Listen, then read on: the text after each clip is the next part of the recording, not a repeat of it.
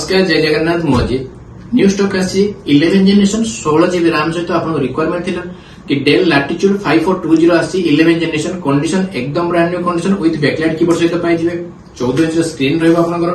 condition देखि दियौ एकदम फ्रेश कंडीशन अछि दुईटा अछि देखो पाखा पाखी हम 10 पीस अछि मु दुईटा आपन देखौ छी तो जदी हम देखिया पई जिवे कोन होची मॉडल देखो जेमति मु के मॉडल डेल लैटिट्यूड 5420 i5 रो 11 जनरेशन 16 जीबी रैम 256 एसएसडी सहित पाई जिवे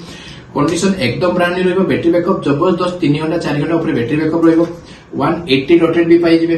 तो कंडीशन जे अनुसार आपण देखियो जे गीगाहर्ट्ज केते स्पीड रहउछ जेमति मु आपन के प्रत्येक दिन देखो ए 16 जीबी कि नाही देखियो तो मु आपन देखियो 16 जीबी रैम आछि आपनकर 16 जीबी रैम है आसी